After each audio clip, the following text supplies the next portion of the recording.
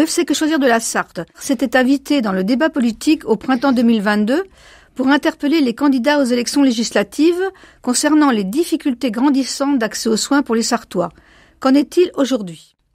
Nous recevons Laurent Hénard, membre de la commission santé de l'UFC Que Choisir de la Sarthe, qui va nous faire le point. Bonjour Laurent.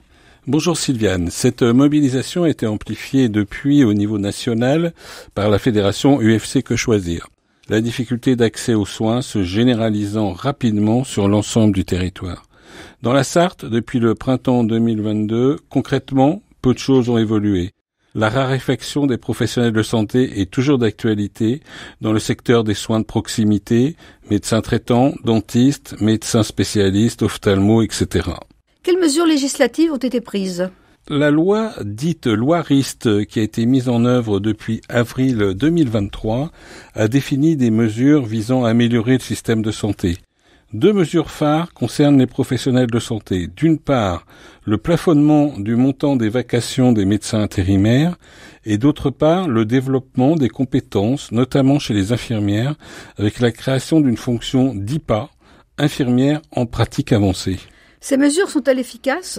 Probablement à moyen terme, mais cela restera certainement insuffisant. La mesure concernant les médecins intérimaires a aggravé l'offre de soins en provoquant la fermeture de services entiers dans la Sarthe depuis avril.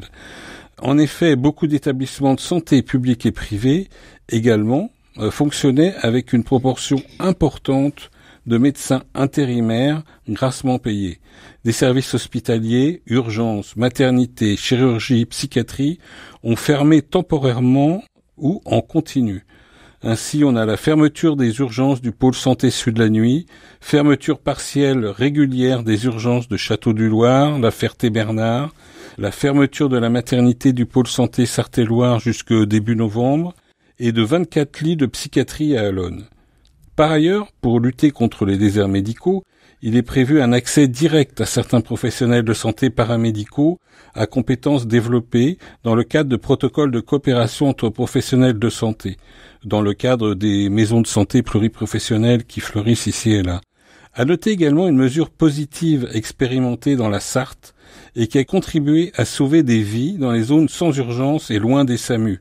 Il s'agit des équipes paramédicales de médecine d'urgence, composées d'une infirmière et d'une aide-soignante, formées aux gestes d'urgence et intervenant dans le cadre du SAMU. Vous mentionnez le terme IPA tout à l'heure. Pouvez-vous nous en dire plus ? L'IPA, ou infirmière en pratique avancée, c'est une infirmière diplômée d'État qui a une formation complémentaire. Le contenu de cette formation est validé et les formations ont commencé.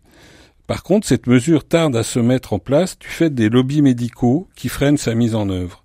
Les conditions dans lesquelles les IPA pourront prescrire des produits ou prestations soumis ou non à ordonnance doivent faire l'objet d'un décret en Conseil d'État, et ça peut prendre du temps.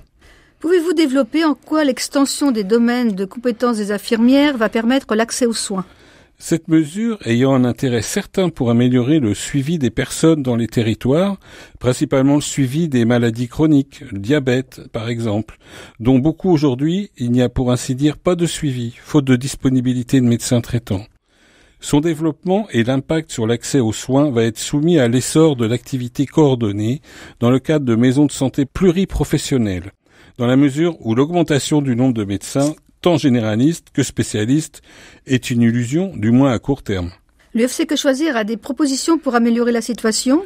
Oui, au vu de ces constats, l'UFC Que Choisir, soucieuse de permettre à tous les usagers l'accès à un système de santé répondant à leurs besoins, a saisi le ministère de la Santé et la ministre de l'Enseignement supérieur et de la Recherche et demande d'organiser la permanence et la continuité des soins en coordonnant la médecine hospitalière et la médecine de ville, qui fonctionnent encore trop souvent en silo. D'augmenter la capacité de formation en médecins dans les facultés afin de permettre de répondre aux besoins de la population d'ici 10 ans, et enfin de piloter la formation pour prioriser les spécialités et les régions où la démographie médicale est la plus insuffisante par rapport à la demande de soins. Merci Laurent pour ces informations et espérons que ces demandes seront entendues. Merci Sylviane. Au revoir. Au revoir.